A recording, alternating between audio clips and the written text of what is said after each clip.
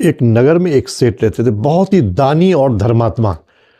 जब किसी को पैसे की आवश्यकता पड़ती तो उनके पास आता और उससे उधार ले जाता, और वो उधार जितना वो मांगता उसको दे देते और अपने मुनीम से कहते कि इसको डायरी में चढ़ा लो। हाँ, बस वो एक बात कहते थे, जो आदमी उधार लेता था, भैया वापस कब दोगे?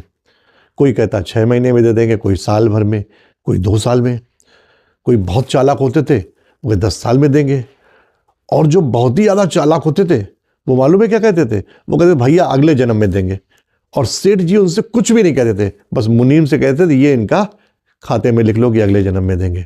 बात दूर दूर तक फैल गई कि नगर में ऐसा सेठ भी है जो सबको उधार पैसा देता है और वापसी की कोई शर्त भी देता है। जो जब सा कह दे उसको डायरी में लिख लेता है कि जब उसको देना हो तब वो दे सकता है।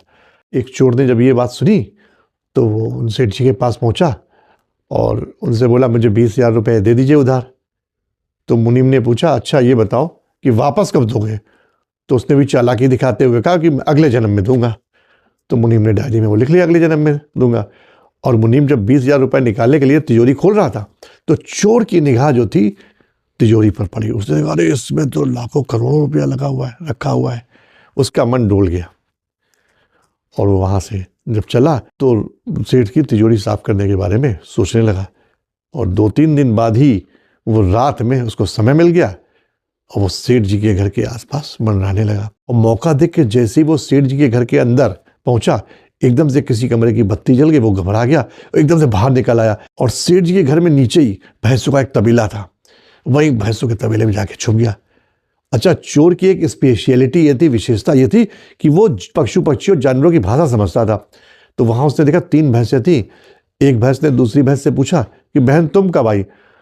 तो वो भैंस बोली हमें आए हुए 6 महीने हो गए, क्या करें, हमने पहले 10,000 रुपये सेठ जी से लिए थे और वही दूध दे के चुका रही हैं। दूसरी भैंस से पूछा, पहली भैंस ने तुम बहन कब आई?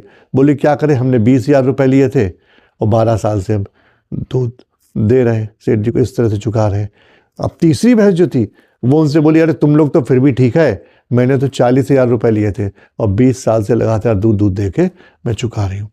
अब जो चोर था वो देख के ये कान में आवाज़ सुनकर भैंसों की, चूंकि वो समझ रहा था क्या बोल रही है, बिल्कुल सकपका गया और रात को ही मुनीम जी के घर पहुंचा और मुनीम जी को 20,000 रुपये वाले देते हुए जो उसने सेठ जी से लिए थे कि मुनीम जी ये रखिए 20,000 रुपये आपके, मेरा काम हो गया, अब आप 20,000 रुपये अपने वापस ले लीजिए, मेरा इंतजाम हो गया था इसलिए आपको पहले ही दे रहे हैं। तो छोटी सी कहानी बस यही कहती है, जीवन में सब कुछ करना अनएथिकल कभी मत होइएगा।